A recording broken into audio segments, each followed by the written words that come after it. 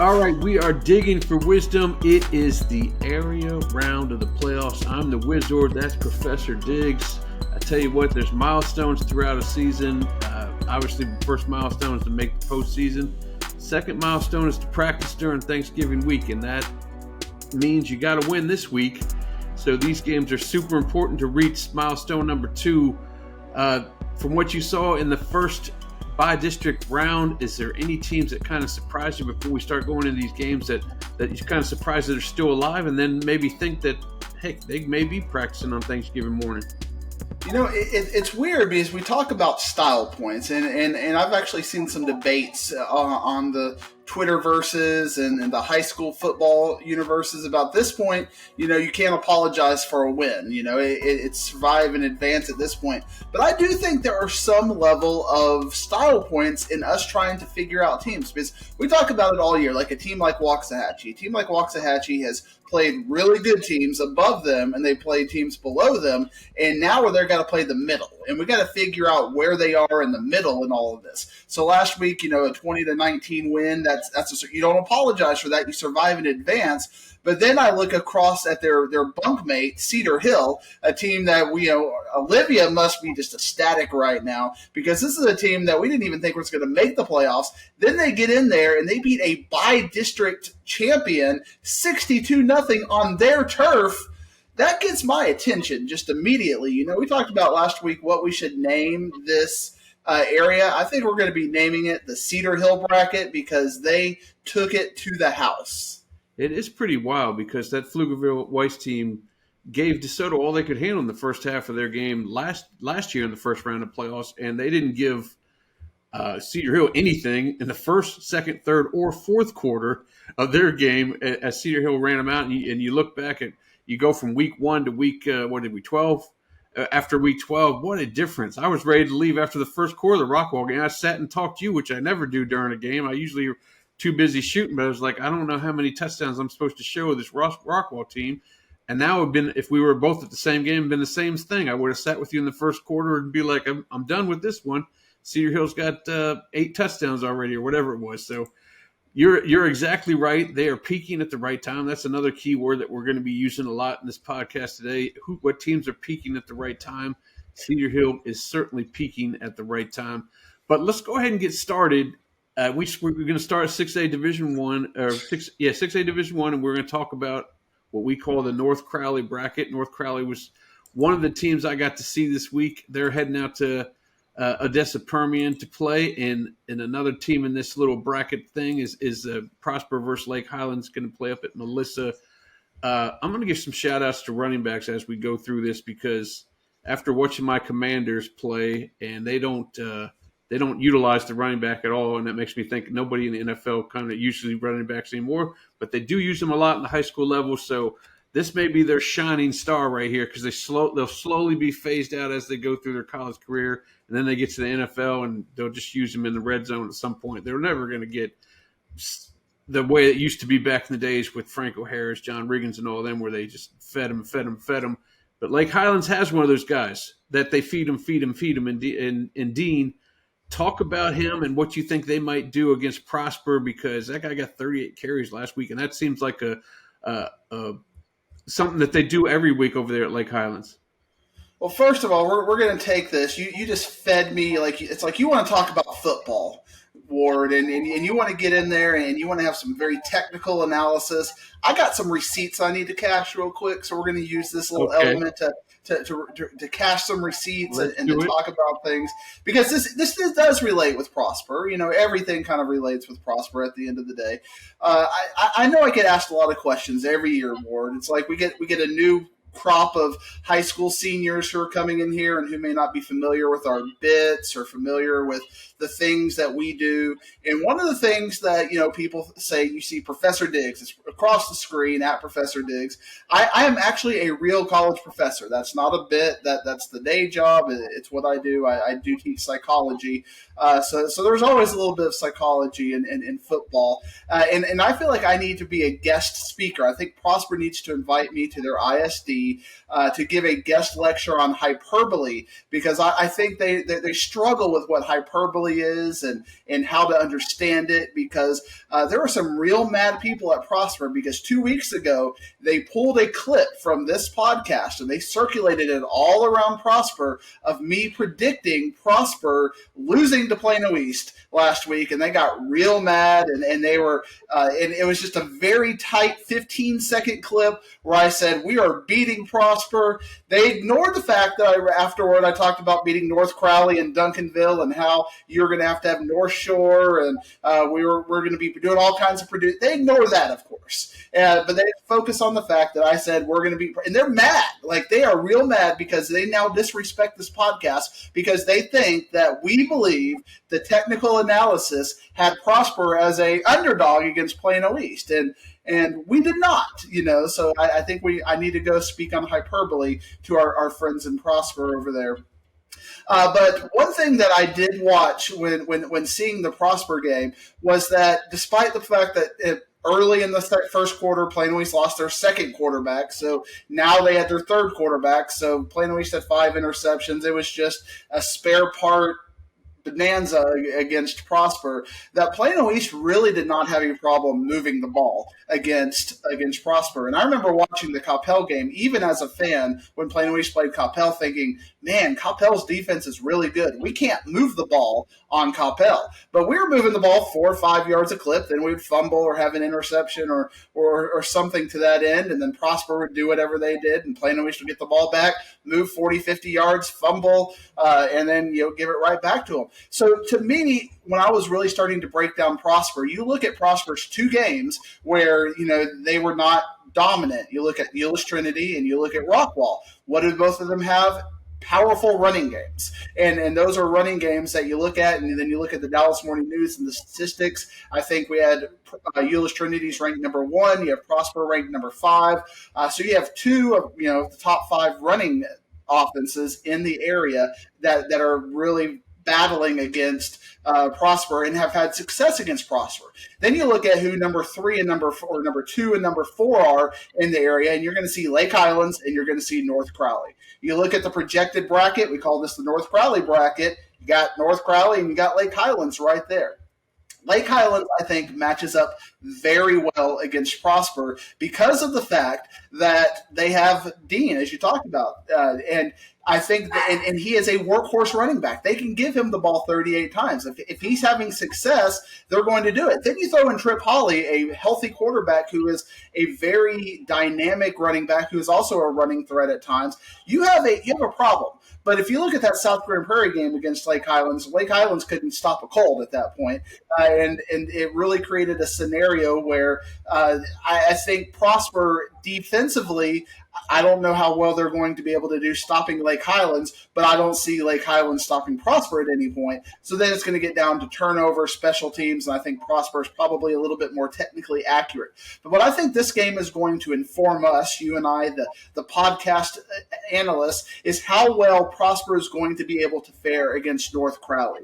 Based on what I saw against Plano East, I don't think Prosper's going to fare well against North Crowley at all, because I think North Crowley has the defense that Lake Highlands doesn't have, certainly that Plano East didn't have, and is going to be able to stop Prosper, potentially into a kind of a blowout situation if they can stop them 2-3 times, because I can't see Prosper stopping North Crowley or Lake Highlands with any regularity, as long as turnovers stay clean, penalties aren't a big issue, you don't get behind the chains. So Prosper is definitely, to me, even from the eyeball test, and this is not a personal, my heart is broken because they dominated you, they dominated our volleyball teams this week. It was a bad week for the Digging for Wisdom girls volleyball side of things this past week. And all credit to Prosper, and it's kind of ironic because Prosper will have to thank Lake Highlands volleyball because their kryptonite this year, Prosper's kryptonite, was McKinney Boyd. And who beat McKinney Boyd, nationally ranked McKinney Boyd? Lake Highlands. It's just like the big circle here. You had Lake Highlands and Prosper kind of as volleyball twins, even though and now they're coming back over here to the football side of things.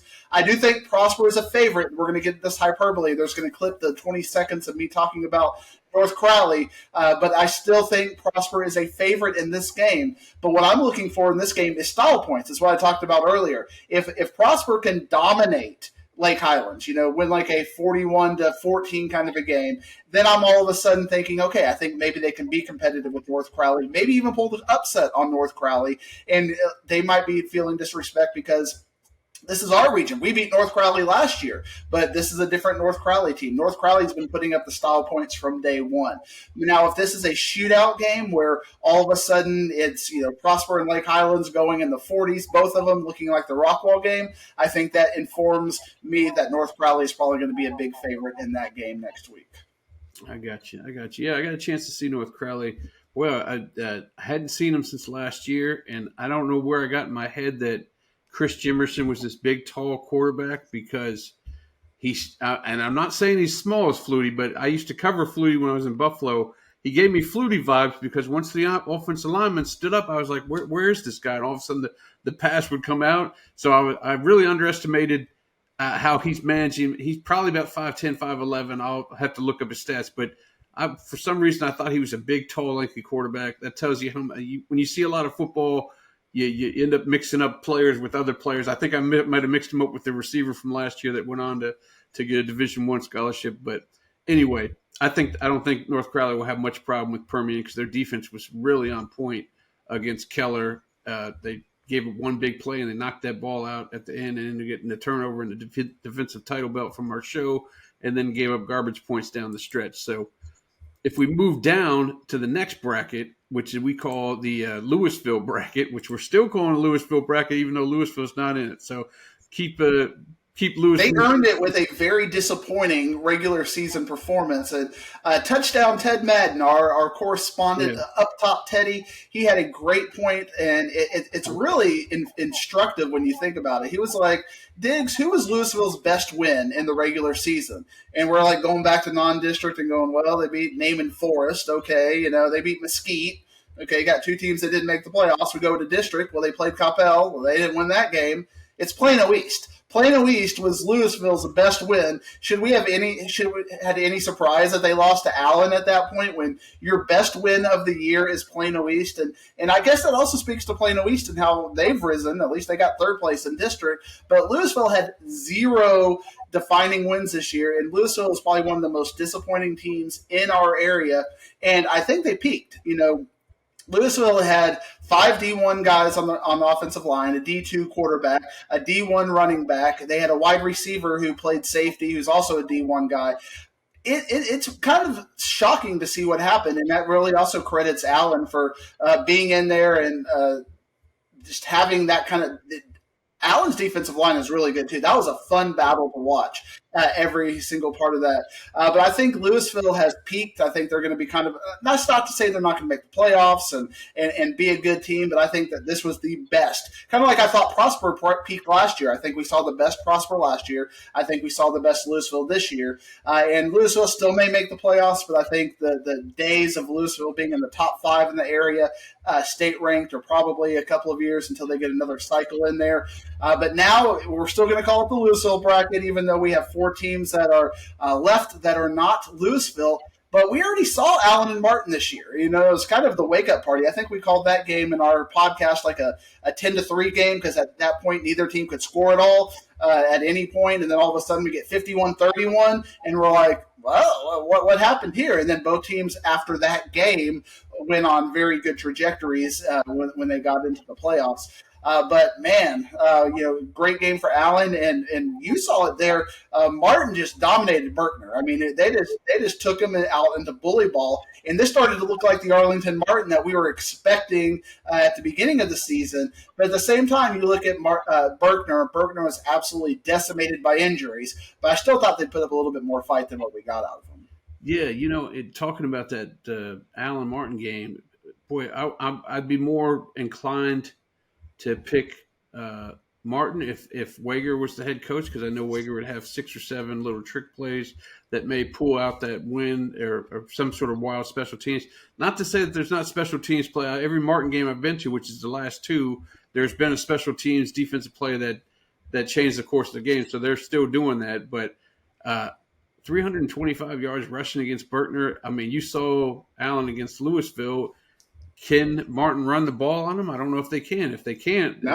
neither one of the quarterbacks really impressed me for either one of the teams as far as actually passing the ball. So this, again, we said 10-3 last time, and it wasn't, but I might bring it back down to the 20s at least in this game. Do you have a winner that you like to pick in that one or no? Yeah, I think Allen is a big favorite in this game. But, Allen lost their quarterback in their game, and we don't know his injury update. So now, I mean, we're talking about spare parts versus spare parts trying to survive in advance. I just feel like when you look at that, Allen's 7,000 students, they have some really good depth. That's one thing Allen has always had for them. And next man up, I didn't see too much of a drop down from QB1 to QB2. And I think that you're going to see Allen take care of business. And I do think we're going to get a bit of a shootout because there's going to be those crazy special teams plays. I don't know if it's going to go 50 like it did last time, but I think Allen should be able to move the ball with their big offensive line. And then I think their defense is going to be good enough to slow Martin down. Then it's going to be in the special teams because that's how Martin wins games in the playoffs, special teams and defense. Can they make a big play? Can they make an onside kick, a kickoff return, a fake punt, something in there that can get them an extra possession? I think they're going to need to have two of those kind of gadget plays that get them either a touchdown or an extra possession in this game if they're going to be competitive with Allen. Otherwise, I think Allen is 2-3 score favorite. By the way, I've noticed of late, the last couple games I've been to, that teams that feel like they're underdog and maybe need a little push, they just start right off the game with the onside kick. They're trying anything to get that quick advance. Keller did that against North Crowley. It didn't work out. We talked about Bowie against Martin. They did it the first 3 times. Start right out the gate, try to get that grab that early momentum. I feel like it can backfire badly, but hey, anything to get that big advantage. Winner that game. Do you remember that game like 2 or 3 years ago where Martin did that against Louisville and all of a sudden it's like 40-0 in the first quarter? And that was a game we actually thought Louisville might be competitive with Martin. This was kind of the birth of Louisville, and they got out there and they beat them up so early, so quickly that they had no answer for it. So, it can work against you, but I guess you have to see something in the film where you feel like this is going to work and we trust our players to be able to execute it.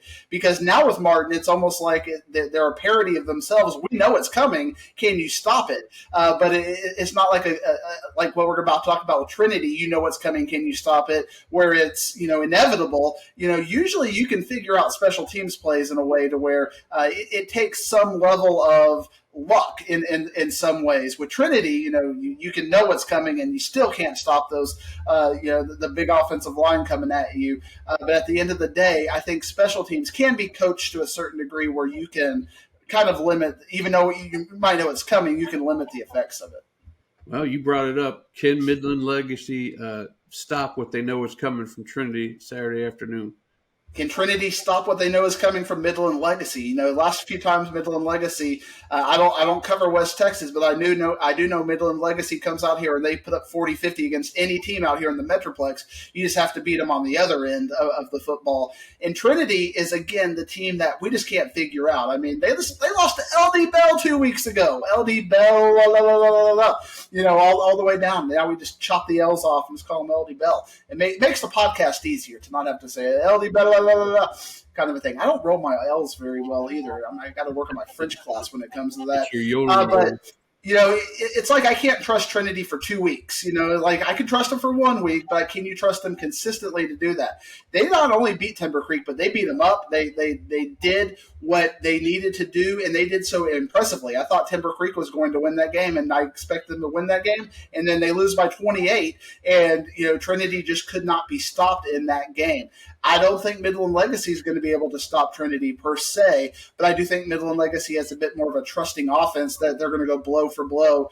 This is going to look like the Trinity game, the Trinity Marcus game, where we're just going to be trading touchdowns back and forth, and who's going to get that turnover, who's going to get that stop. Trinity has consistently made that error or two, not knowing enough about Midland Legacy to know if they're going to make that error or two because I don't watch them every week and I don't cover them. I trust them more to not make the error because of what they've done traditionally in the last few years. So I think Midland Legacy is a 7-point favorite in a 56-49 kind of a game, but it's going to come down to turnovers, special teams, errors, because I think both offenses are going to be on point. Excellent. All right, if we move down to Region 2, we got Duncanville against Rockwall Heath.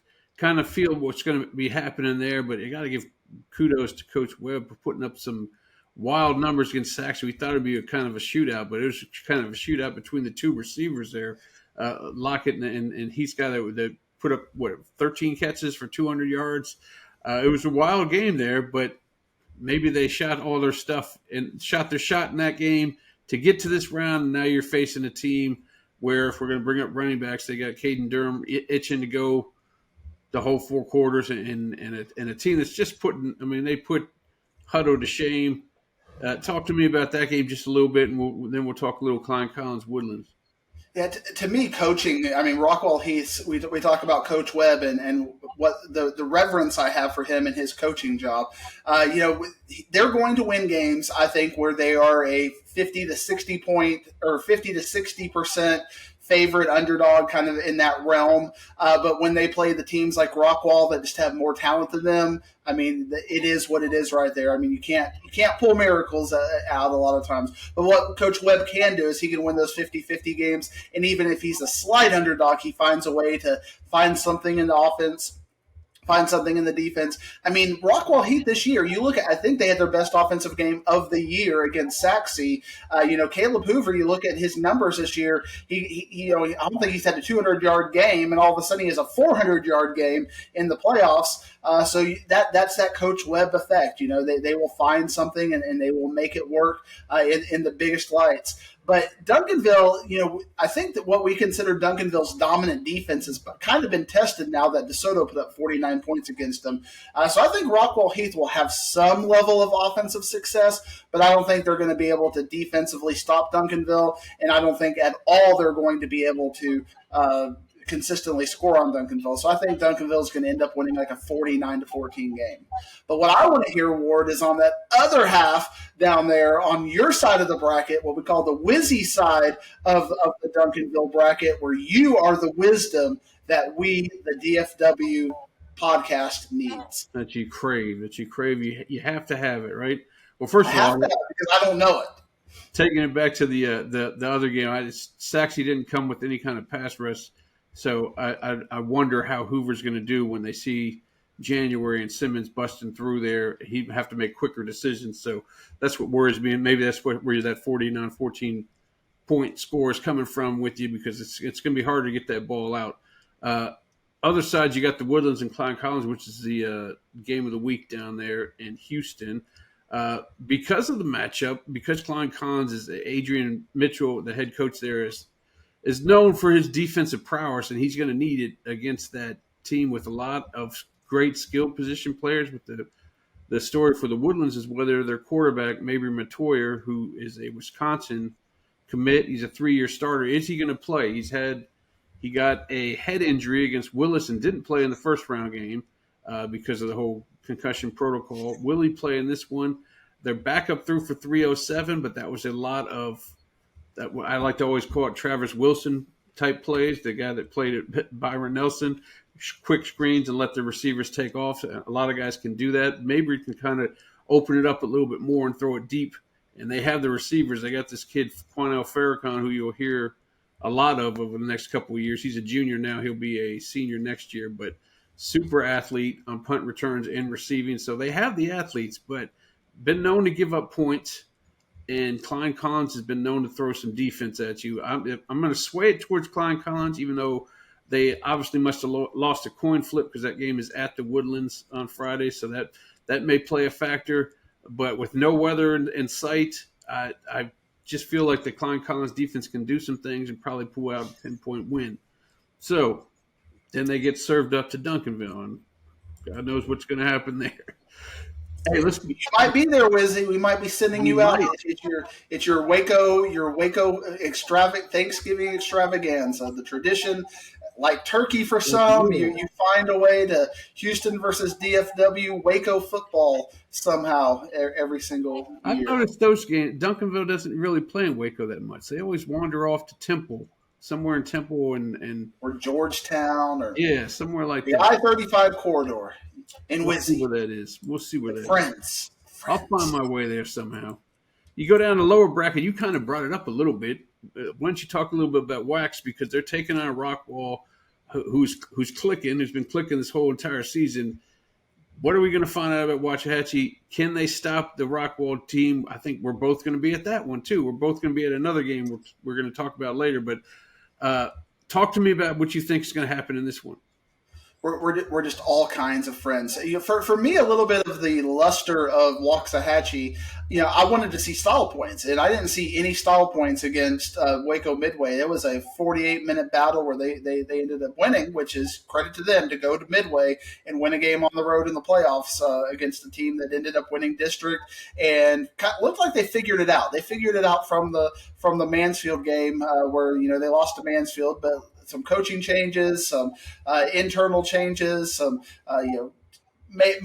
movements and chess movements. All of a sudden, Midway looks like they got better by the end of the year, and Waxahachie still beat the best version of Midway on the road in the playoffs. Got to give credit to Waxahachie for that. Rockwall is also looking like they're finding their best version of themselves in the playoffs. And one thing I kind of wonder, because again, we talked about with Duncanville, the luster of their diamond has kind of fallen off defensively, that you can do some things defensively. What kind of score, and I don't have an answer for this. I've posed this on various forums and whatnot. Nobody really has an answer for me, so maybe Wizzy, you can give me the wisdom on this one. What score, and I'm not saying it's going to happen, by the way. I'm not writing off Waxahachie as a loss, but what score, if Rockwall beats Waxahachie, what margin of victory would you look at that and go, okay, Rockwall can play with Duncanville? Ooh, that's a good one. Man, it might be 4 scores. You might have to be win by 28, and that's win by 28. So if they win by 28, because Duncanville I think won by 34. DeSoto won, kind of big, because we already saw, even though it was a completely different team, granted, and I'm going to couch it with that, they already beat Cedar Hill first week, and again, I don't even think the best version of Cedar Hill. That would have been a competitive game, but I don't think it would have been a Cedar Hill win. We've seen Cedar Hill and Rockwall play over the last few years, and Rockwall takes care of business against Cedar Hill. Once they beat Waxahachie, if they beat Waxahachie, and I do think they're going to beat Waxahachie. I don't know if they're going to be able to style point Waxahachie, but I do think they're going to beat Waxahachie. I wonder if there is a style point thing where we can look at that game and go, okay, I think Rockwall can play with Duncanville, or maybe even has a chance. And I do think, like you said, 4 or 5 scores, I'm getting my attention, like, okay, maybe this team can compete with Duncanville. I don't think they got it in them, to be clear, to get it to 4 or 5 scores, but Rockwall has proven me wrong. They're right there with Prosper. Like, when I had to pick Rockwall and Prosper, it's like, what am I supposed to do with this? I mean, I don't know what to do, because both of them make me look bad. So I think I picked Prosper in that game, and they made me look bad. So both of them made me look bad in one game. That's just the Rockwall way over there. I like Rockwall just because I don't think Waxahachie defensively is going to be able to slow Rockwall down. I mean, Rockwall is putting up 40, 50 points, but I can't see it being a blowout because I go back to that Mesquite Horn game.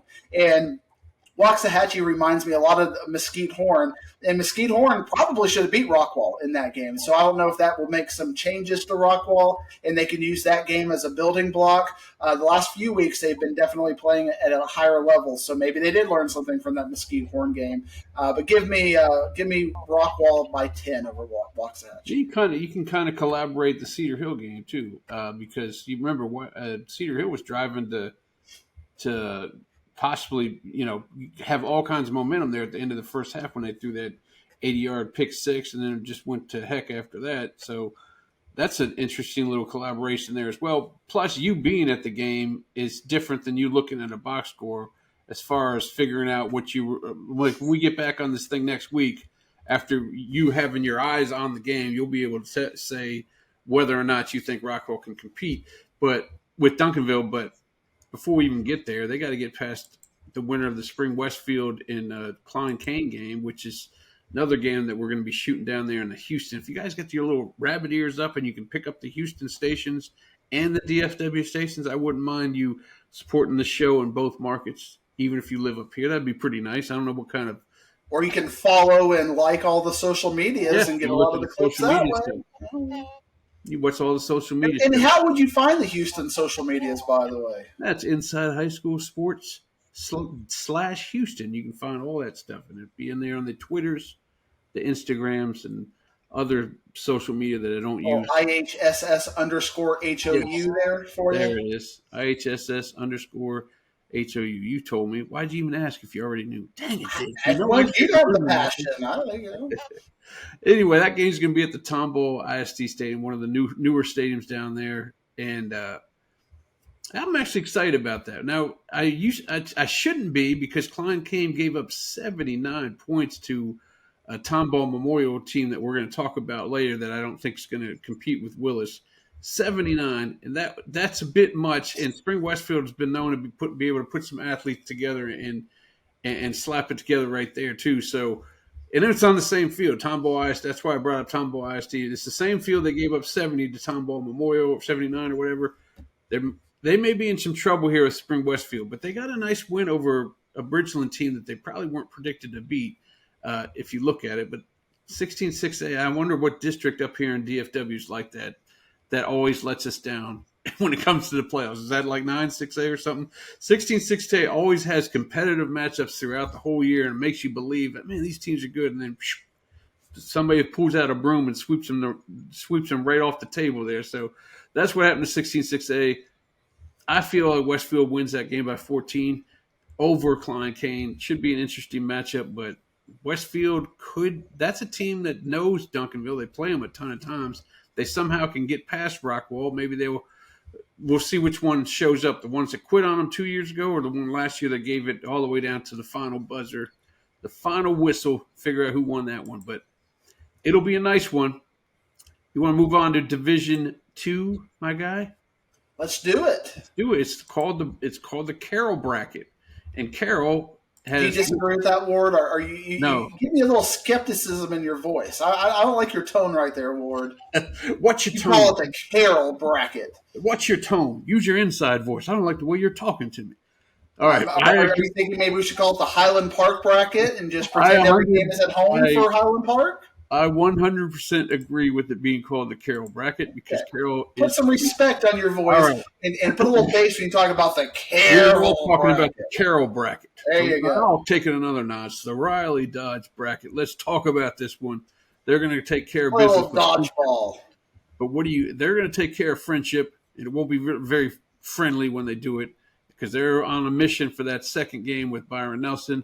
Let me use that point to just kind of go on a little bit of a rant because there are some really weird times this week. Usually you see weird times in Thanksgiving week and you see some things like Trinity and Midland Legacy 4:30 on Saturday. Like, where'd you get that? And now we got Friendship and South Lake Carroll at 6:30 on Thursday, and we got some 6 o'clock games. I don't know what these coaches are doing here in this 2023. We need traditional times. I don't like it, Ward. Don't like it. No, you don't like it. You're starting to use that Carroll bracket voice. Maybe they have the whole next week off, so maybe they have big tests on Friday. They got to get through the tests. They don't want them to leave school too early, but they got to go early enough to get back home. So it's a heck of a trip out there wherever they're going. Anyway, I'm going to talk about the McKinney Highland Park game. That's going to be at SMU. I think that should be an interesting matchup because is our guy back for Highland Park behind center? And also, he was not. No, so we're still trying to figure that out. And I think when it comes to this game, figuring it out is kind of our tagline with this game because we're trying to figure out McKinney week in and week out because, what version of them are we going to get? I thought they would beat Marcus. I didn't think they were going to put up near 60 on Marcus last week. So, which version of McKinney are we going to get? Which version of Highland Park are we going to get? And this at SMU is not necessarily a great thing for McKinney. I know it's not Highlander Stadium, but, this is their backyard. This is effectively their bigger version of a home game at this point. And can McKinney go in there and take care of business, even though Highland Park is, still struggling on health-wise and injuries and whatnot? This is a game I don't know if I'm ready to make a pick on. I might have to spend all the way through Thursday, Friday trying to figure this game out because what are they? What is McKinney? What is what is Highland Park? I don't know at this point. Like what version of McKinney are we going to get? Because defensively they're good, but offensively I didn't expect them to put up any big numbers on Marcus, and they did. So if that version of McKinney comes out to Highland Park, I think they can beat Highland Park. But again, you have that whole mystique of playing at Highland Park and playing in University Park at SMU. So does that weigh into all of it? You convince me, Ward. I need help. I'm tagging you in. I'd be tagging in my tag partner on this one. I wasn't holding on to the little rope thing that you had holding. All right, you're still in there. No, I'm getting beat up because I don't know. You can barely reach it, and then they pulled you back over the other way. Hot tag. No, I'd be interested for Pat to talk to Coach Allen again, like he did before the Louisville game, because if you remember all the way back there, Coach Allen was almost giddy at how optimistic he was about this team. He said, "Boy, they're better than I thought they were." Well, now we've played 11 games. Have they settled in? Has he figured out the team? Is he comfortable where they're at and how they're going to play? Because he would kind of be able to give that answer to, deep down in the soul, what kind of team he's going to have put out there. Man, I would like to think McKinney could win this one, but you just don't know. Like you said, that's not a home field advantage, but it's home-ish. We can put an ish on the back of that. So that could be a true 50-50. What do you think? True 50-50 on that one? It has to be if you haven't made a pick yet. It has to be, but I mean, at the end of the day, don't I have to trust my initial rankings and trust McKinney? You have to, but every time I do that, I've been let down right now. Like I'm going to trust Louisville over Allen. Nope, we're not trusting you there.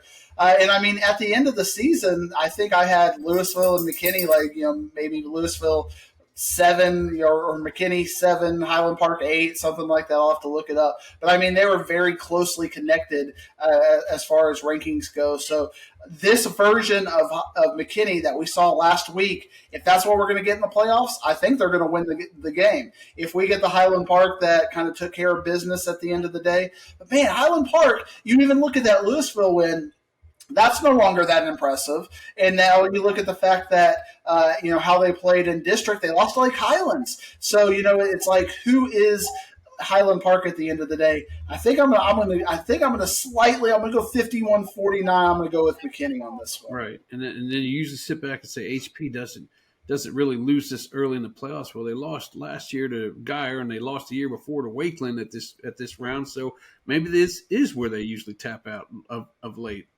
Who knows? That was in 5A when they kept winning all the time. Now they're in 6A. They're tapping. Tap, tap, tap-a-roo. All right. Capel against Jesuit. I want to get you to talk about Jesuit, but first we'll talk about Capel because... And what bracket is this award? Let's see if you can put some respect on it. This is the Byron Nelson bracket. And Byron Nelson bracket. Going to take care of Midland, and the winner of that game is going to take on the winner of Capel Jesuit, who's one of our few big school Thursday games. At the Star, the legend of Eddie Griffin continues. He's throwing for 75% completion rate, and he's lighting up off defenses like he did Geyer last week. But he run into a Jesuit team that we don't really have to talk about all that much. We talk about 7-6A, we didn't talk too terribly much about Jesuit. We talked about Berkner a lot at the beginning, then we went Lake Highlands, Highland Park, and then when all the games were done playing, we didn't talk about 7-6A at all, really. So tell me a little bit about Jesuit and their chances of beating Capel in this one.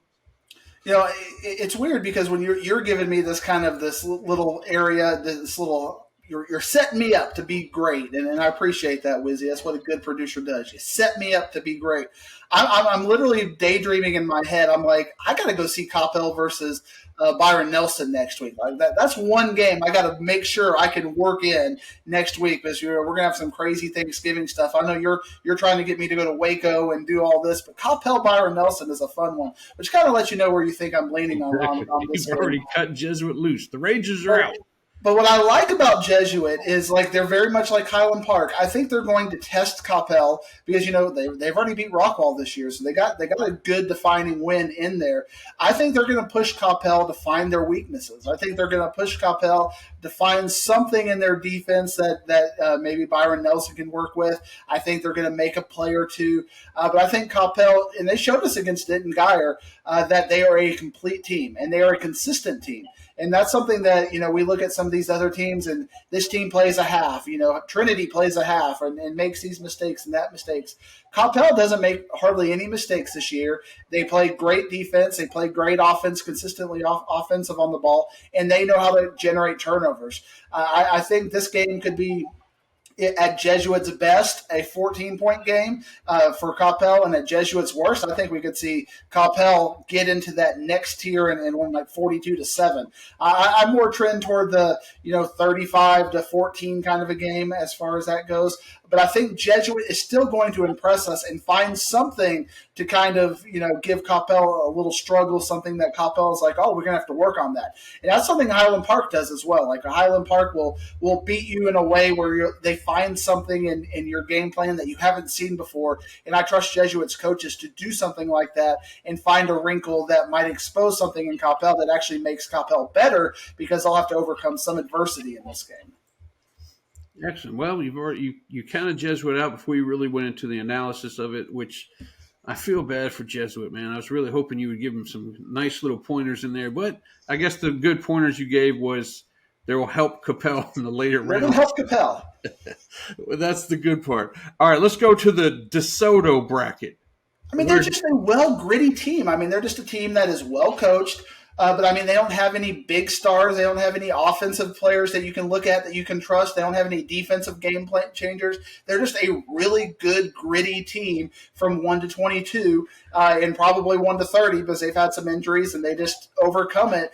But they don't have the player that you can just look at and go, okay, this is the person we're going to trust, like a Baron Tipton who had, who shined against Denton Geyer on both sides, on both sides of the ball. Doing, I saw the play where like he turned an interception into a 70-yard play because of his physical, aggressive nature in the receiver field. So what can Jesuit can't match that, and so that's why I think their coaching is really that X factor in this game, where I think that they're going to find something in Coppell's scheme that they're going to be able to exploit a little bit, and Coppell's going to have to overcome that adversity to patch that up real quick.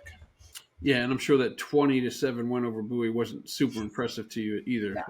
Had they won that 49-7, we'd still be talking about that matchup instead of moving down to the DeSoto bracket. I'm yelling at Mike to make sure I got that right. DeSoto, Wiley East, I think that's a DeSoto win. They're playing at Choctaw. Wiley East is probably going to give them, maybe help them for the next rounds, showing them something on defense that maybe they haven't seen, but it's probably not something that they're going to be able to overcome. Their DeSoto's just massive talent on that side of the ball, on both sides of the ball.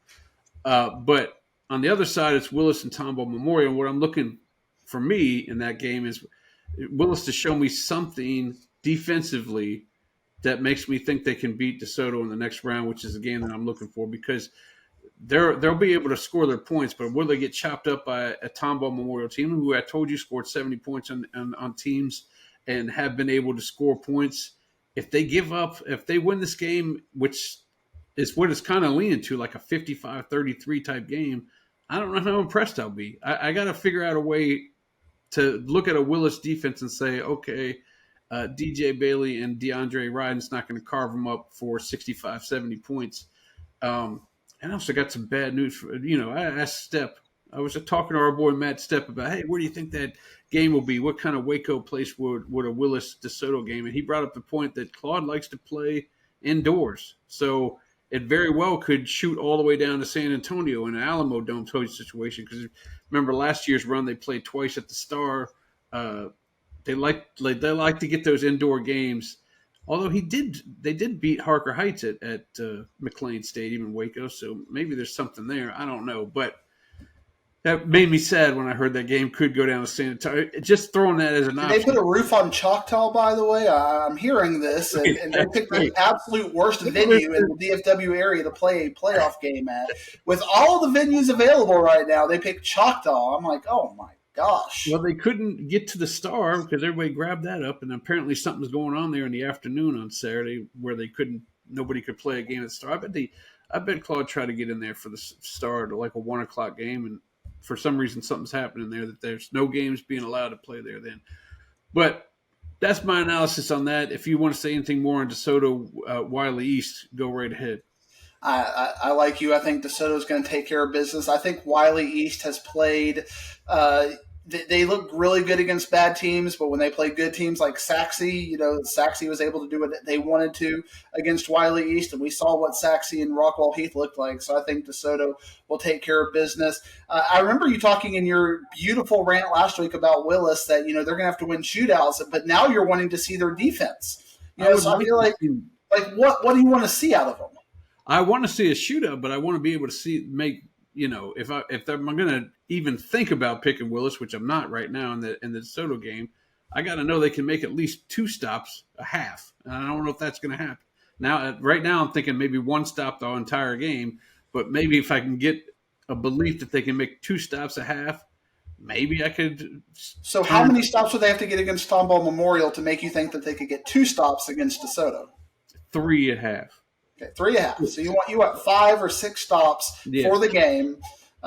Turnovers included, or you want stops and turnovers? No, turnovers included. And I should say 3 in the first half, because if they get way ahead in the second half, that who knows what Memorial may just tap out, and I don't really count the stops in the second half if it gets out of hand. So you want first half stops, and you want to see a couple of those. Okay. Well, we'll check out the stats. We will do the analysis. We will dig for the wisdom and see if Wizzy is happy next week. We'll analyze this. And what I want you to analyze is North 40 Cedar Hill game in the next bracket here that we call the Cedar Hill bracket. Hill bracket. I mean, that's the one I should have put the little not been so forceful on, because Cedar Hill was a 4th place team and we gave them a bracket. But I can't say I disagree with it. So in the Cedar Hill bracket, this game over at Hamby, I know North Forney's 9-2, and they looked like they jumped out on Garland good, but they still needed overtime to win that one.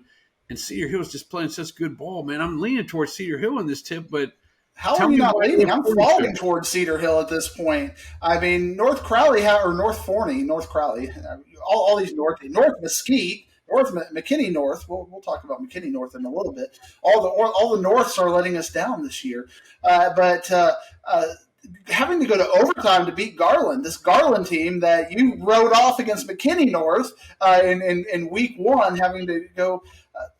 I think Cedar Hill is going to be a big favorite over the way they're playing right now against North Forney. You look at what North Forney did against the other 2 playoff teams in 10-6A, and they got pretty much whacked against them. And so I think Cedar Hill is going to take care of business. I think Cedar Hill is a 28-point favorite over North Forney. I think North Forney has reached the "we're happy to be here" stage, and now they're kind of looking around with lights in their eyes. And Cedar Hill, at least they're practicing every day, looking at that water tower that says "state champions," and they remember when they were DeSoto and they were Duncanville. So I think they're finding that tradition back. The community has really propped them up, whereas North Forney is like, well, we're happy to be here. Right. And I think the schedule worked out for Cedar Hill. Had they gotten those wins to get into the playoffs early in the season and then played Duncanville, DeSoto, Wax at the end and lost those games, maybe they wouldn't feel as good about themselves. But, man, they've got to be feeling great because they just rolled in the playoffs against teams that they should have beaten and some that we were questioning. They still beat the heck out of Mansfield and all them. And now they took care of their first playoff game, and they're looking – I mean, the coaches aren't, but the players are looking at the bracket, and they're like, North Forney, what? Tomball or Oak Ridge? You got to be kidding me. I'm looking ahead. I mean, they're not going to look ahead to DeSoto, but they're just going to – they certainly feel good about their next 2 matchups. And I'm going to say right now, just to make sure that they're going to lose, I'm going to say Tomball will win this week against Oak Ridge. And maybe that will finally be done. Then finally maybe I'll be done with this Cougar team because – I don't put any credence into their 32-6 win because that's against a 16-6A team, and we just talked about how those teams fold up like a tent in the playoffs and just go the heck home. That's what happened there. They're playing Oak Ridge. God bless it. Oak Ridge, I talked about their defense, and their defense gave up 28, and it was their offense that needed to come storming back and score late to beat Spring Caney last week. And I would like to think this is another Saturday game, so I'm assuming that when whoever wins this game next week will be on a Saturday as well. That's just a little tidbit that has nothing to do with analysis or anything. But Tomball, I don't understand it. They don't have the talent to go this far, but they are going this far. It happens every year. They're prospering me all over the place. Although I feel like if Prosper played Tomball 10 times, they'd win 8 of them. I don't know what's going on here with this Tomball squad. That was the fourth team in that district, or maybe it was the third or fourth team in the district, and they're come out and they just dominate the Cy Falls team. They're doing it with a great defense this past week. What are they going to do against Oak Ridge? I'm picking Oak Ridge. Or I'm picking Tomball because I think Oak Ridge will win if I pick Tomball. So that's what I'm doing on that one. Your superstition. And you talked about you gave us our byline at the very beginning of the podcast. You said Thanksgiving football is kind of the goal for a lot of teams. What percent likelihood at campfire days? You got to go back to Wizzy campfire days. If I told you Cedar Hill was going to be playing on Thanksgiving or going to be practicing on Thanksgiving, what percent chance would you have given that? 3%. 3%. 3. What would you have given it? 10? I ranked Cedar Hill, but I didn't have them making the playoffs. I thought they would be better. I thought they're going to take the step up and be more competitive in those 3, 4, 5 games. But yeah, I didn't think they were going to make the playoffs, and much less maybe make it to the 4th round, which right now is where I'm projecting them to go. And the way they're playing right now, I think they're going to give DeSoto a much better game than they gave them the first time. But I think DeSoto is still a prohibitive favorite in that game.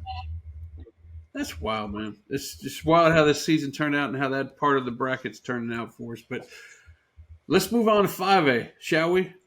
Let's go to 5A and let's go to the Denton-Ryan bracket. Denton-Ryan is demanding their respect from Diggs. Diggs will give him the respect, but every once in a while he'll make a little slide comment. He'll respect the heck out of him. Way to put Mustard in there, quarterback that's really turned around the thing. And then you'll say something else on the side end. It's like a little slight. I'd like to get you through this whole analysis of their game with Abilene without any slights. I want it to be all positivity. Give it to me, man. Ryan Raiders. Denton Ryan, it's funny that we're transitioning from Cedar Hill to Denton Ryan because they are both of these teams playing at incredibly high levels at the right time.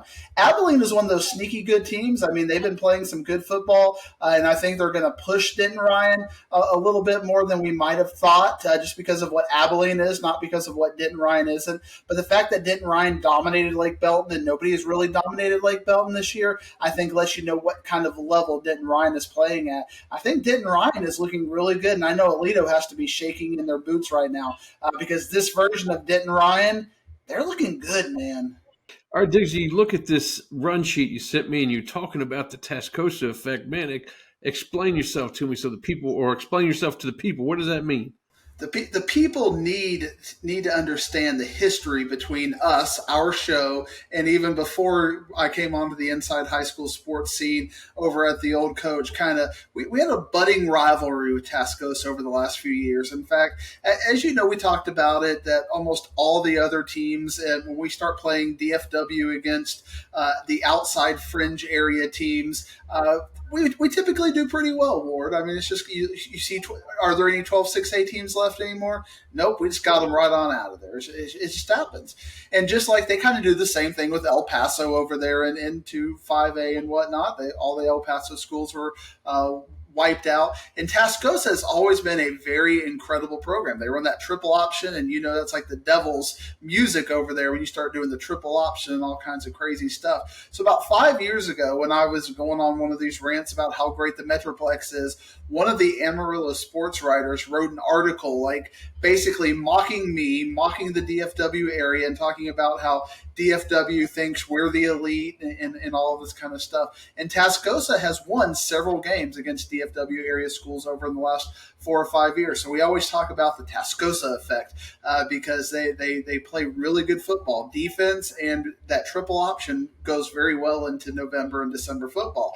And when they were in 6A, I think they beat Haltom a couple of years ago. I mean, it was some very powerful and impactful football, especially when Tascosa was up in 6A. Now this year, Tascosa has not been very good. They were 5-5, 4-6, something like that. They finished 4th place, and they were expected to not even win their first round playoff game. They had to go to El Paso from Amarillo. That's quite a bus ride, Ward. You don't even like going to to Mansfield. You complain about going to Arlington from Flower Mound. Well, Amarillo to El Paso is quite the drive, and they won the game. They upset the El Paso team, and now we get Tascosa versus the Metroplex, which is good because I always like to get the Amarillo schools out of their misery. You know, it's like Old Yeller. Just take care of business. It makes you a little bit sad, but you got to take care of business against those schools. And Justin Northwest is our school that is going to be set up to do it. Justin Northwest is going to be a big favorite, but again, that Tascosa style of football travels very well, and they've got a great running game. Justin Northwest has a surprisingly good running game, so we're going to have the Tascosa effect. Can Justin Northwest take care of business and make the DFW proud, or am I going to have to hear those whiny 806 idiots talk about how great Amarillo is? Idiots. I don't think we're going to have an inside high school sports franchise in the Panhandle anytime soon, Ward. So I apologize to the bigwigs who are working on the advertising stuff. But I know people if we decide to do it. Right.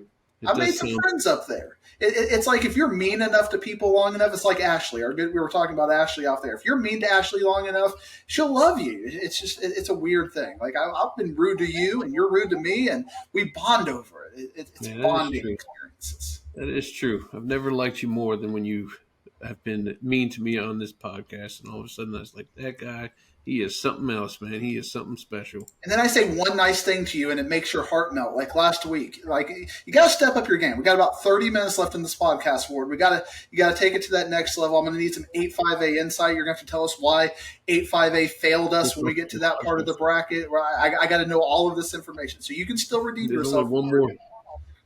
Only one more team to talk about, 8-5A, and who knows how long they're going to last. But let's go down to this Aledo bracket. And talk about, before we talk about Aledo and Cooper, let's talk about Red Oak, because they managed to get that first round win. But, you know, when I went down to their practice, that boot Reggie Moody was wearing was way up to his knee. I was like, man, that does not look like he's going to be throwing the ball anytime soon. We still don't know for sure, but with those injuries, can they get past Amarillo? That's tough for me because you look at Amarillo and their record is very deceiving. But they basically played the 2-6A in their non-district. They played all those, Midland Legacy and Permian and all those schools in their non-district, and they got beat up a little bit. They got taken out to the Woodshed. They got taken out to Brian Brazel Stadium and introduced to all of the Woodshed stuff over there. But Amarillo is a very good football program, and you got Red Oak, who's basically got their running back right now playing quarterback, and he did a good job. But is that going to be good against a team that is seemingly not really struggling with injuries right now? To me, that has gone from a Red Oak 7 to 10 point favorite to a pure coin flip game. I'll probably take Red Oak in this game, but it would not surprise me at all to see Amarillo win that game just because of their defense and the fact that they are pretty healthy up and down the line. And Red Oak, there's just this, when you get to the point you lose your quarterback, and there are some very special exceptions. I think of Allen. We talked about Allen in 2008 with Tucker Carter coming in for Matt Brown and leading them to a state championship. But a lot of times, we saw most recently with Duncanville when they lost their quarterback and he hurt himself. That was pretty much it for Duncanville. So losing your quarterback this late in the season is really a death sentence for most teams.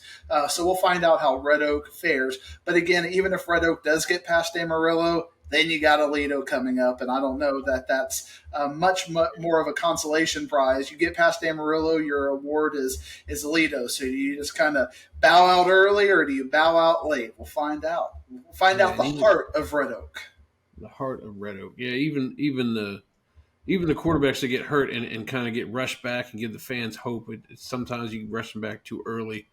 Quinn Ewers is a good example of that. He was shell of himself in that state final against Austin Westlake, and he would even admit he came back too early, but man, he just wanted to be in there for his guys. So there's something to say about wanting to be there for your guys, but if you're not Kirk Gibson with the Dodgers or somebody like that, it's yeah, exactly. It's not it may not be beneficial. All right, let's move down to the Forney bracket, because that's another game me and you will be at. Forney and Lone Star taking each other on at Eagle Stadium, and it's a battle of really solid young running backs with Davian Gross and Javian Osborne for Forney, and Davian Gross for Lone Star. And those who's going to come out on top in that one, we'll find out from my expert Diggsy. What do you got?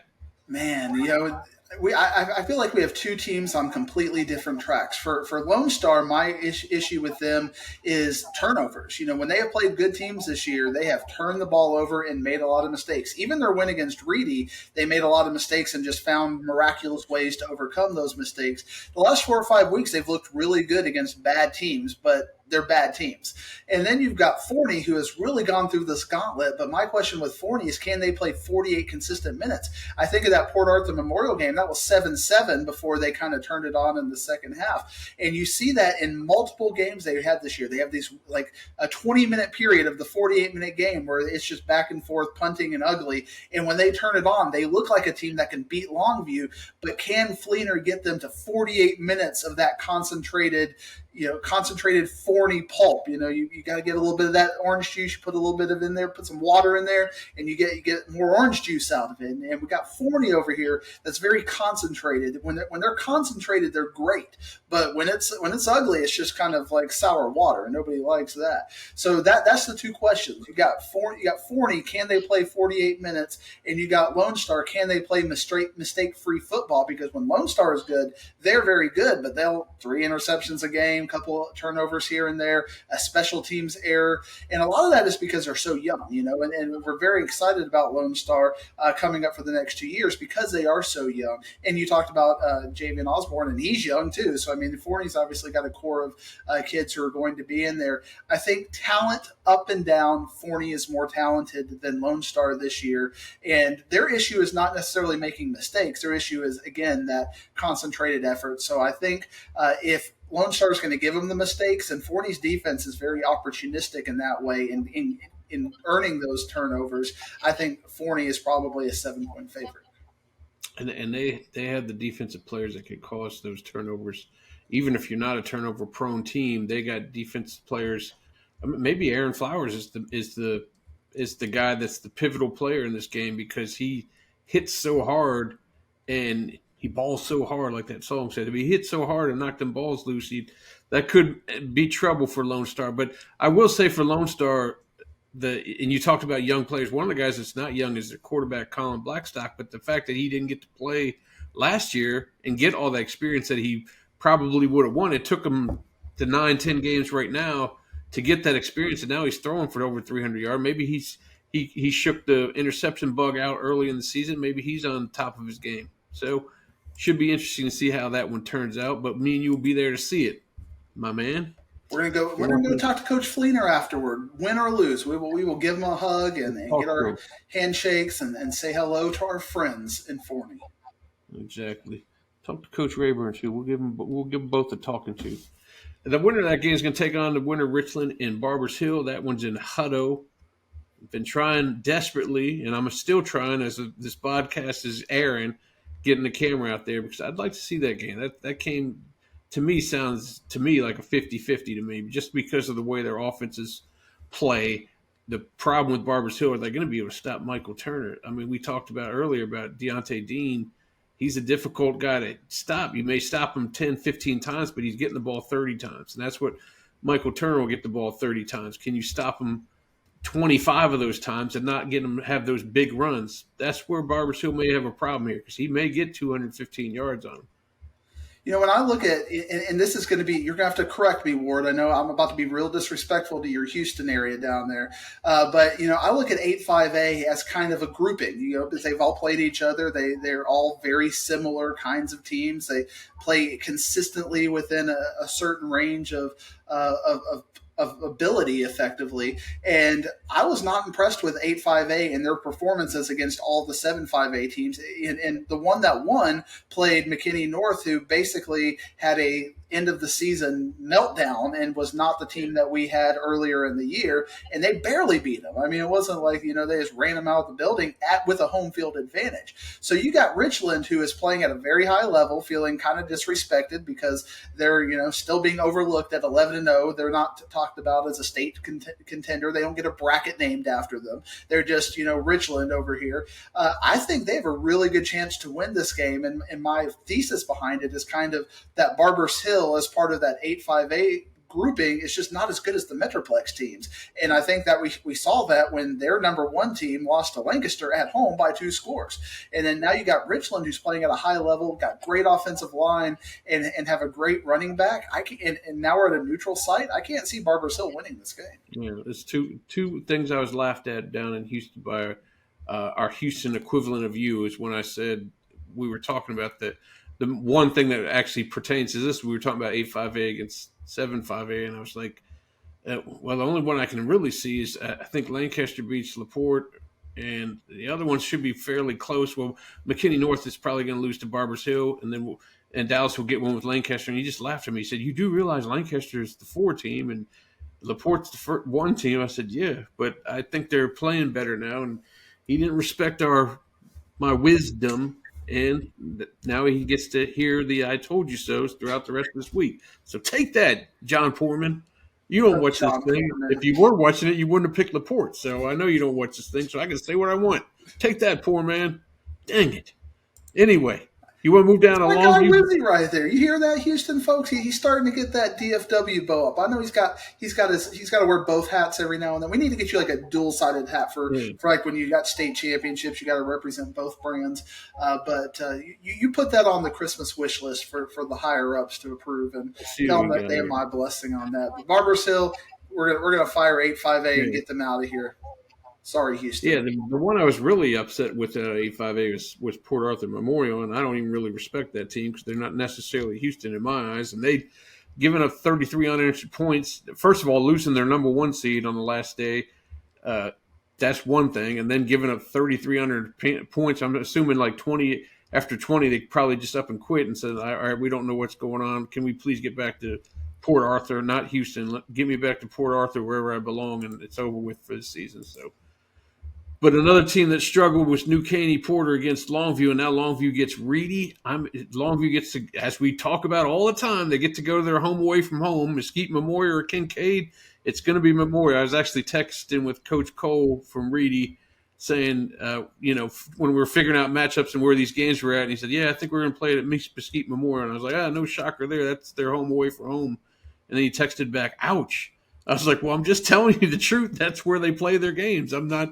He's like, it almost sounded like he didn't realize that they played their games there all the time. They picked that place, or like they're making you think you've won something. Like, we'll come up to Mesquite. Like, yeah, come on up to Mesquite. We don't want to know Tyler or anything. But all of a sudden, you start doing the research on that. You're like, uh-oh. Well, what do you think about the game on there? What do you think about the game on the field? It's another one of those deals. We just talked about Turner. To me, if Reedy can stop Taylor Tatum from getting 2 of those Barry Sanders types runs, maybe they can pull this thing out. But if he gets 2 of them and then the defense crashes down on him, because Reedy has an underestimated. We talked about how we were going to talk about running backs, but Tristan Airy is a solid running back for them, and he really is, but I've got deep state informants over at Reedy who like to give me the information. And if you and I don't independently verify this stuff. I just trust people telling me things because I'm a very trusting person. And you could kind of see that Reedy Newman Smith game at halftime was not a blowout. It was a very competitive game. And I got a text in like the first quarter, like, our running back is gone. And I was like, gone what? Like hurt his ankle or something. But then he came back in the second half, and Reedy took care of business. Like, they won like they're supposed to in the second half. So the first question I have is, obviously he was able to play in the second half and put up some good numbers, but is that one of those things that adrenaline got him through, and then that thing sits for a couple of days, and how is he going to play on an ankle kind of an issue? And then Longview is pretty much, I don't know how Longview does it. They are the healthiest team in the state of Texas every single year. It's like we're never breaking down Longview injuries. They always, all their frontline players are almost always there. Reedy is one of those teams that has really struggled with injuries this year, and that's why I think they haven't reached their potential ceiling.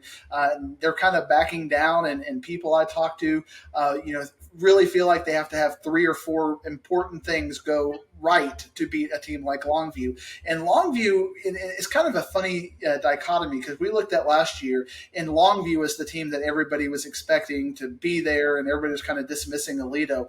And it's kind of turning now because if you remember that very first game last year, Aledo and Colleen Shoemaker, Aledo won that game by like 45 or 50, and Longview, not that they were doing bad, but people were starting to look over at Aledo and figure out something. Now you look over at Aledo, you're seeing turnovers, you're seeing mistakes, you're seeing grumbling.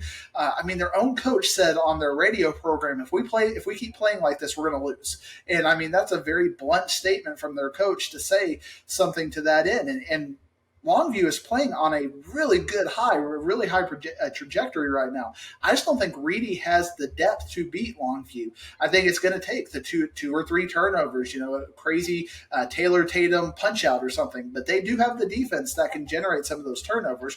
But Longview hasn't been very turnover prone this year. So to that end, I think Longview is the prohibitive favorite in this game. And then the winner, that one takes on the winner of Wakeland in Lancaster. The Frisco teams advanced through the first round for the most part, except for Frisco High, and Wakeland did what I was thinking. I was thinking that was a 50-50 game. I think you kind of pushed it towards Timberview's side, but Brandon Meyer made the plays he needed to make to get the points, and Timberview was on their way to getting the lead back, and I think they either turned it over or something happened in the stretch. I know Pat was saying it looked like Timberview had all them momentum, but nevertheless, Wakeland is advancing. They're playing over there at Birdville FAAC against Lancaster. And Lancaster, after winning down in LaPorte, they don't care where they play as long as it's not all the way down to Houston. So they'll be ready for that game. Kawan Lacey had another great game for them. Talk about what you feel about this game. When you really break down the Wakeland and Timberview game, Timberview just didn't have the big name players, and Brennan Meyer played out of his mind. That's the kind of the thing that makes Wakeland so dangerous is that Brennan Meyer is one of the best quarterbacks in the state, and when he is on, he looks really good. I think of that game against Frisco Heritage where he put up 6 touchdowns in the first half and was just looking all world. But then there are times where he looks a little more mortal. But when he is at the top of his game, he makes the whole team better. Lancaster has a lot more support, I believe, offensively than Timberview does, to where if one player is not necessarily having the best game, they've got 2 quarterbacks, which they can rotate in, even though they've seemed to go to the 1 quarterback system. They got a couple of good running backs. They got Lacey in there. Their defense is young, but they're all basically now a year older because they've gotten to have that year of experience in there. So I feel like you saw that in the LaPorte game. LaPorte runs that slot T, and they were able to be disciplined enough to, to stick it out to where LaPorte's big yardage was throwing the ball against Lancaster because they couldn't run the ball. So I think it's going to be a little bit of a shootout, but I think Lancaster's going to win a 35-28 kind of game because I think they have the horses, and now they're starting to get the confidence. And when you put those two things together, the athletes are there. They just went on the road and they won that game that people like John Poorman are said, you can't win this game. You're a 4 seed, and they're taking that personally. And I think that's really helped to motivate them to get to that next level. I think Lancaster is going to go one more step, and we're basically going to have a 7-5A, a playoff redo, a district redo over the next couple of weeks. That's going to be fun football, Ward. Yeah. Lancaster's kind of mirroring Cedar Hill as a 4 seed that's making noise here. They just had to get into the show and then let's make some things happen, and that's what they're doing. Although I probably agree with you, once they hit Longview, the buck probably stops here. And speaking about the buck stopping here, let's move on to 5A in the Emerson bracket. And Lake Dallas, they got their win over Arlington Heights, and we probably thought that was going to happen. But is the buck going to stop there when they hit WF Ryder, Wichita Falls? Wichita Falls Rider. Wichita Falls Rider has been one of those really confusing programs. I'm trying to pick Wichita Falls Rider that they lose a game they're not supposed to win. They win a game they're not supposed to lose. It's just back and forth. I just can't figure out Rider. And now you're going to put this game on the road. You have to figure it out. Lake Dallas hasn't really had to travel like Wichita Falls Rider, who's going to Amarillo and Abilene for their district play, having to go to Lubbock and whatnot. Wichita Falls Rider won a very competitive district in that 5A Division two, and this is their last year. This is basically the last run of, if you're not familiar with the Wichita Falls story, Wichita Falls, Hershey, Ryder, and Old High are merging into two high schools. So there's a lot of just this feeling of, Hershey still in it. Wichita Falls didn't make it. You got Ryder and Hershey left. This is it. This is nostalgia. And you got Ryder, who is basically holding the 5A Division two flag.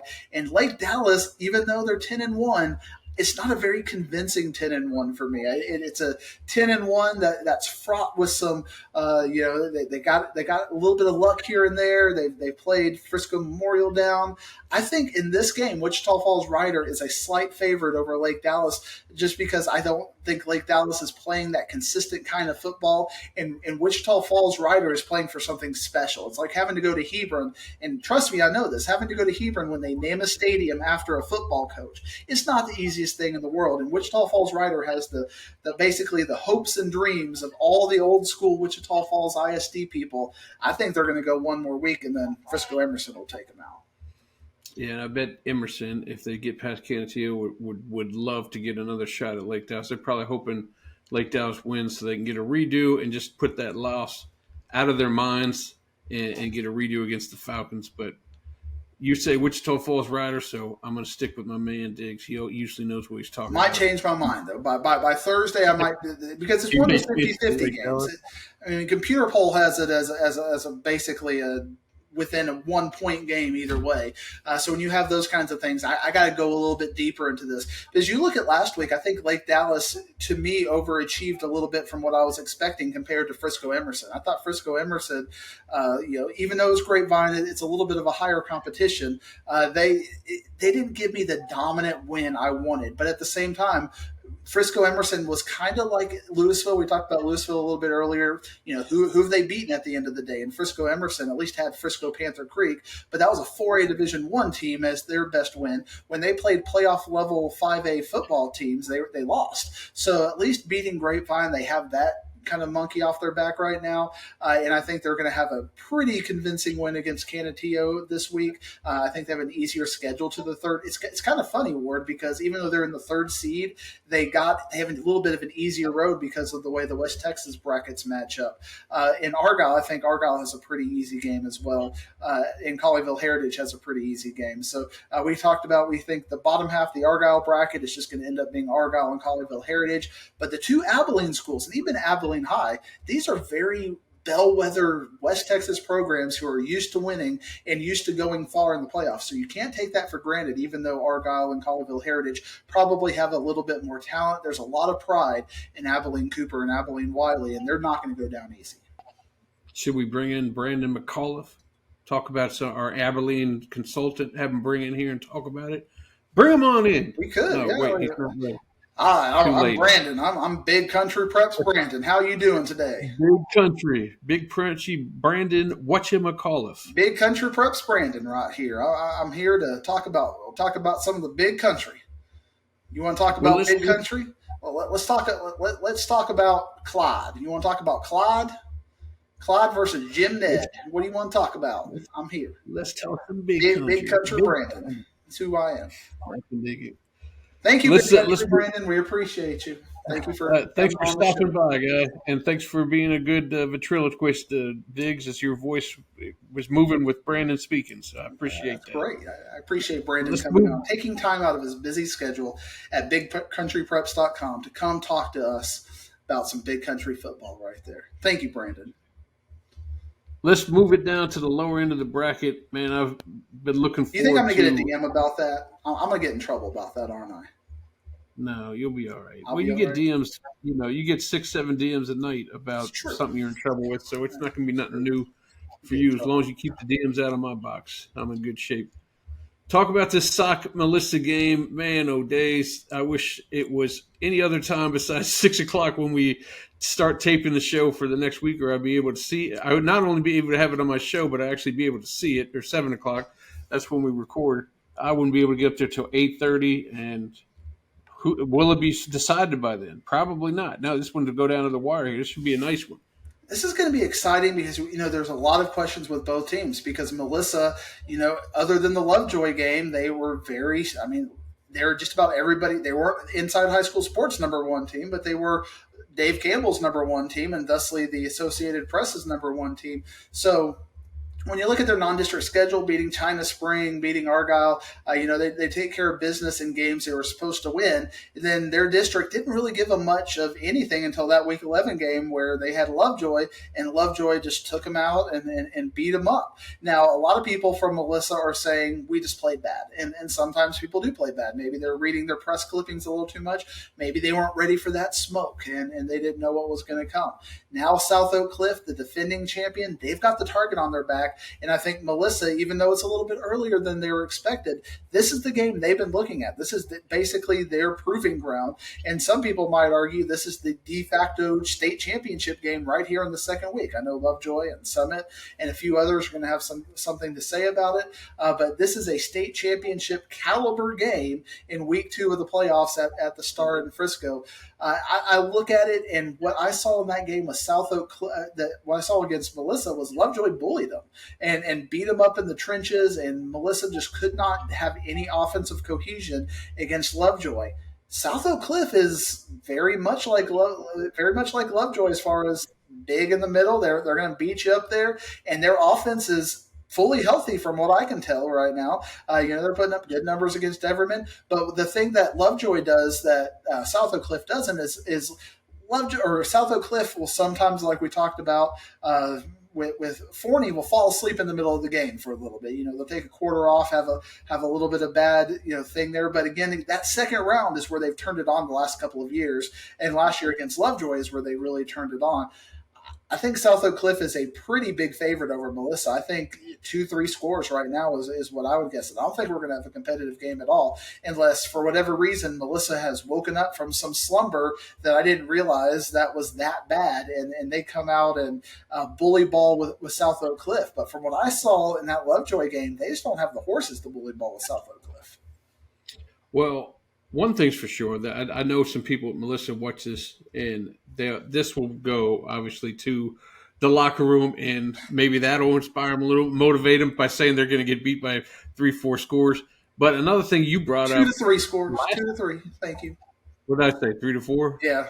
That's important. I had the 3. Going up to 4 is disrespectful, Ward. 2-3, so 2-3 can be a don't put one me score in on game. this. You're the one who said it. And then something crazy happens in the fourth quarter to go. Because South Oak Cliff beat them last year 30-16, so that was a 2-score game at that point, and that was actually their biggest point margin. Because you look at the Lovejoy game, even though that was crazy, that was a 5-point game. The Argyle game was close. The Midlothian Heritage game went to overtime.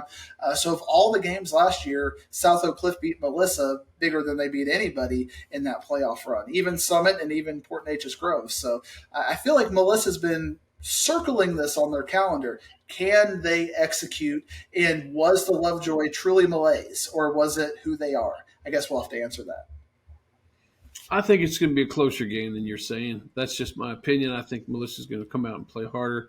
Of course, I picked them to win state at the beginning of the year, so I have to, it's one of those deals I got to say it. But one thing you said about soccer, you did it with McKinney. You wanted to pick Highland Park, but you're like, I got to pick McKinney. But one thing I want to bring up is what you said last year on the podcast about South Oak Cliff is they have so many games where they don't play anybody that Coach Todd can put together some tricks and trinkets, some sort of niche that he can use in the playoffs that people don't expect because they're looking at the tape when they rolled Conrad or Seagoville all over the place. And then they throw it out. Last year, remember, they put the receiver at quarterback, and he took off on them. And you brought this up. I said he may pull something out here in the Melissa game if need be, or maybe wait a couple rounds down the low when they play Midlothian Heritage next after that. But there's something that he's going to have in the works that we haven't seen yet. Some little twist. It's going to be thrown out there. Is it this game? I don't know, but it's going to happen sometime in the playoffs. And that's a great point. And I think one of the most under-talked about storylines in the Dallas area is how good of coaching is over at South Oak Cliff.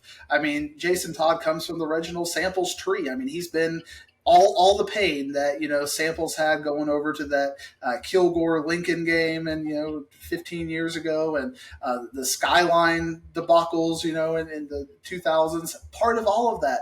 And he has created his own identity. The assistant coaches are all incredibly talented and invested in that program, and they outcoach opposition. It's not a situation where they out athlete everybody. You think of that Alito game 2 years ago where they came on, they outcoached Alito, and they made it to that next level. So you're absolutely correct that Coach Todd is going to have something. It's just a matter of when he's going to unleash it. But it's there. It's in his back pocket. He's just smiling, walking the sideline, and he's like, right, put in the wolf. When it's time to put in the wolf. Exactly. I'm sure he doesn't. He's waiting to unleash it on either Midlothian Heritage or Lovejoy down the line. But speaking about Lovejoy, their side of the bracket, they have Ennis. Take a little time out if you guys had a chance to read the article on Sam Harrell, how he's back to struggling with the MS, and it's a tough deal because we've all done stories. All the networks have done stories about how he went and got the stem cell research and got it finally hit after 4 tries, and he's back and walking and doing everything. And now that it's starting to take a turn downward again, it's sad stuff. But he's an optimistic guy. He'll be up in the booth coaching from up top, which he says he can see the game better from up top anyway. What will he see on the field from up top when the Lions take on Lovejoy? He's like our guy up top, Teddy, right there, just taking care of business from the higher viewpoints of all that. It was funny when I don't think I told you this story, but when I was at the Louisville and Allen game, I was riding the elevator up with one of our competitors, Brett Kelly. You might have heard of him at CBS, and he was talking about how he was going to be like up top Ted on this game because he was going to go shoot from the top because of the weather being bad. And I was like, well, you're going to have a friend because our own up top Teddy is going to be right there next to you. And sure enough, I got to send a selfie with him and Brett out there at the very top of Clark Stadium, whereas you, Wizzy, were right there on the sidelines in the elements, giving us that gritty action from the sidelines as only you can do.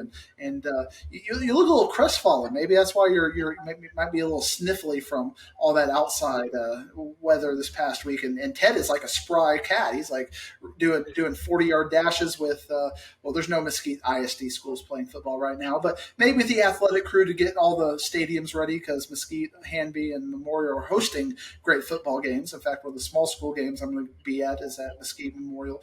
But all of that to say that Sam Harrell being on top is definitely a great view, but you lose a little something, I think, with the enthusiasm. And we were also talking about injuries and quarterback injuries, and Ennis has really been hit by the injury bug, and Lovejoy has been hit by the injury bug. But it's weird because Lovejoy's injuries are all about to come back. I didn't see Jalen Lott in the box score this past week. I hear he's coming back this week. I think in a couple of weeks, if it goes on, you talked about Quinn Ewers maybe coming back too quick. We don't want to see Parker Livingstone coming back too quick.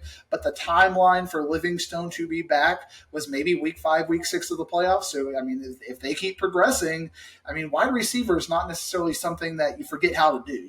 If you can run out there, you can probably go out and make a difference. And if he's at full speed and cleared, you never know. I mean, it may be a state championship thing that he could come back only in the state championship, or that they may have made that decision. If they make it to state, we'll come play that game. If not, we're going to get ready for Texas. But I think Lovejoy is a huge favorite, and that's where that game against Melissa, dumping out everything that you can to win that game.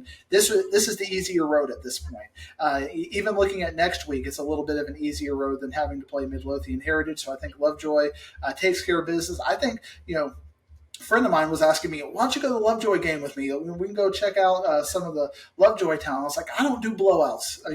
I don't do blowouts in the playoffs. And I think this is going to be a blowout. Ennis, I mean, they struggled in that District 5-5A with Arlington, Seguin, and Everman at times in the middle of that bracket. So I think Lovejoy is going to win a 42-14 kind of a game. Yeah, I can see that too. I was about ready to take a shot at you, but I decided to pull back.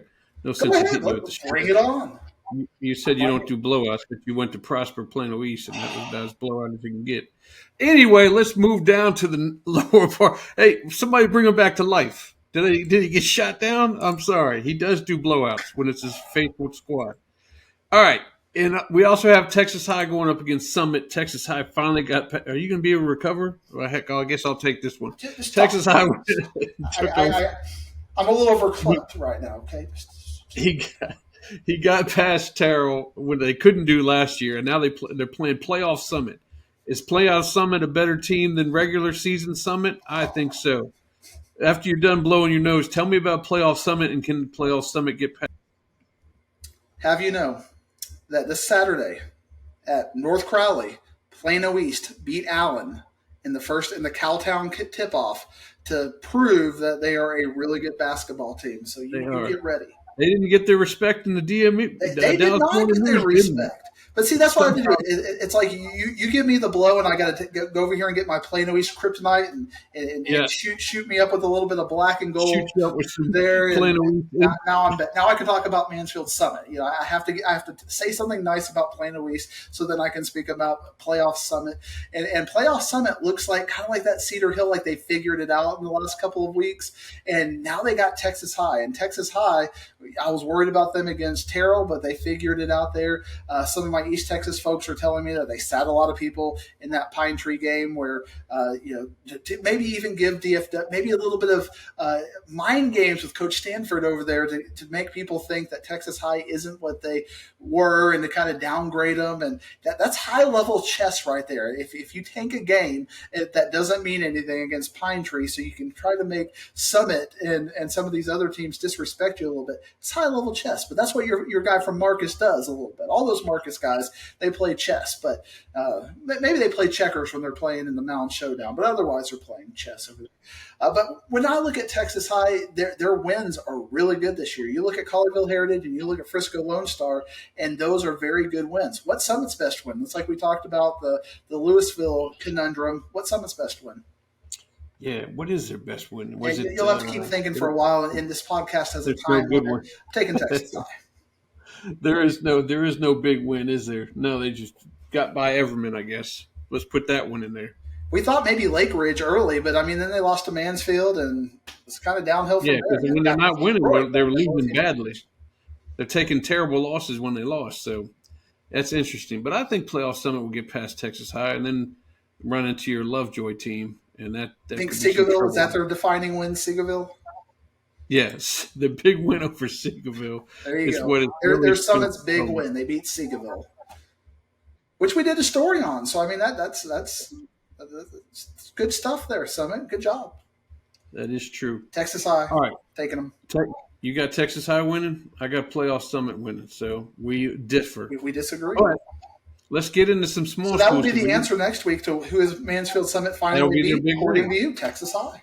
Exactly. Ask me that question next week, and I'll have a quicker answer for you than sitting here thinking like a dummy for about 25 minutes.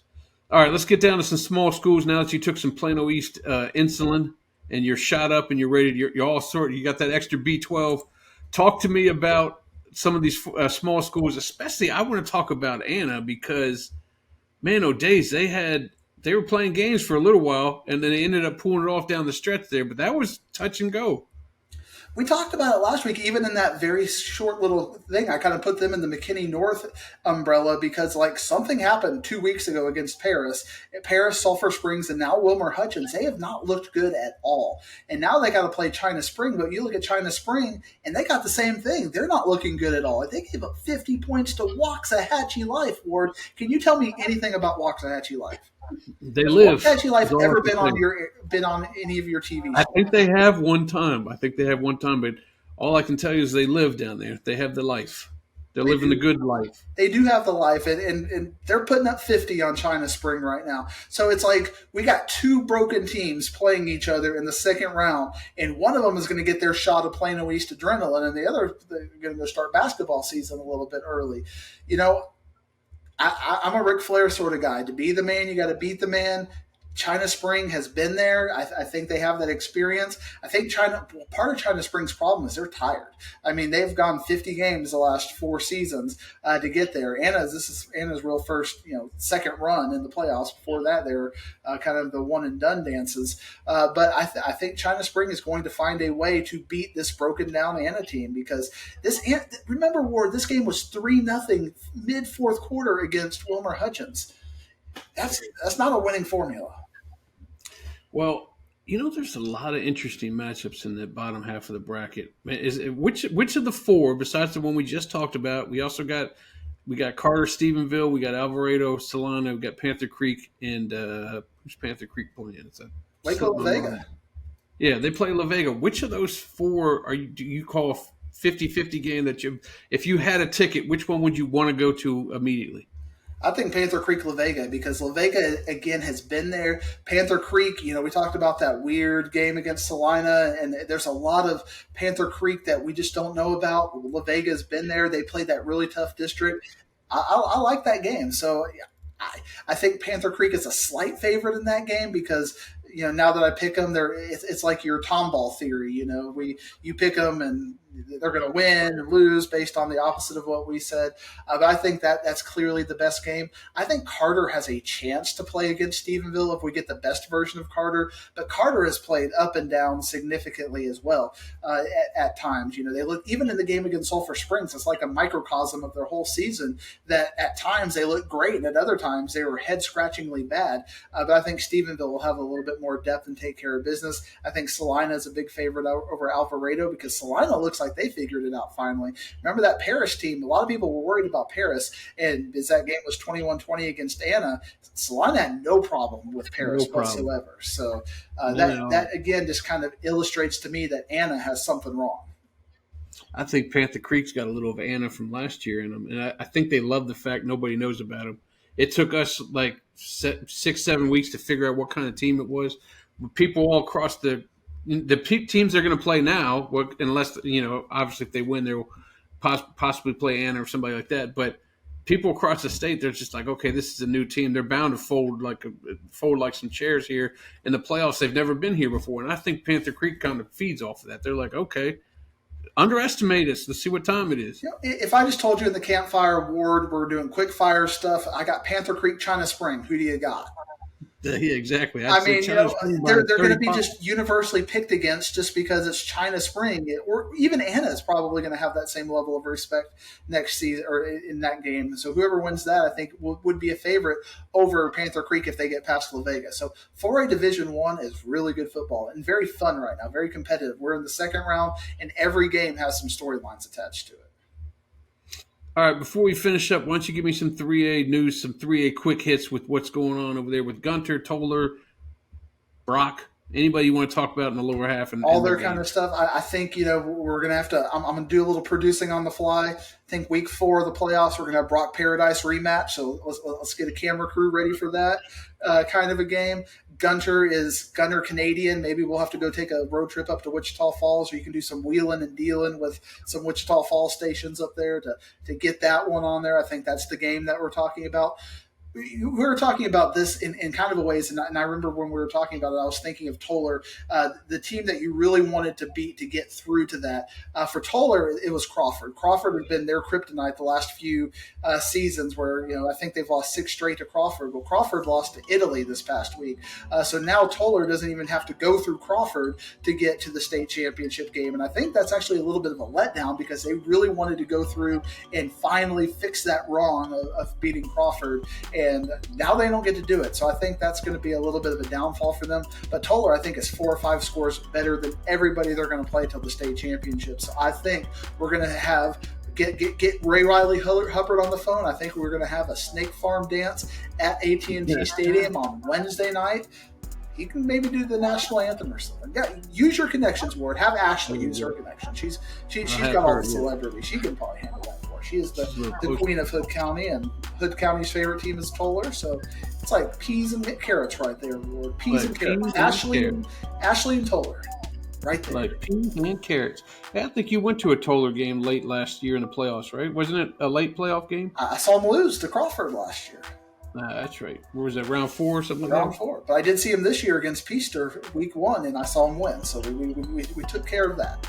We fixed the problem. Before we shut down, as we hear the music coming in, let me remind people where you're going to be at this week. And I got a quadruple header this week because we have no Plano East on the docket. So on Thursday, we got Pottsboro versus Grandview at Mesquite Memorial. Come say hello to me if you're over there. Friday, I'm going to be with my boy Wizzy. We're going to be at Allen. As long as they don't charge us for parking, we'll go over to Allen and take a little Lone Star Forney. Forney, the great uniter, bringing Allen and Plano East together through Forney right there. I think it's great that he has that game at Allen. It's like, it's like I wonder if Rayburn knows his history over at Allen, remembers it. Like, yeah, we'll play you at Allen. Yeah, come on over there. I know a little something about this stadium. Saturday, I'll be right back over there at Allen for Rockwall and Waxahachie. And then Saturday night, the main event, Melissa versus South Oak Cliff, for the right to go to the third round of the playoffs.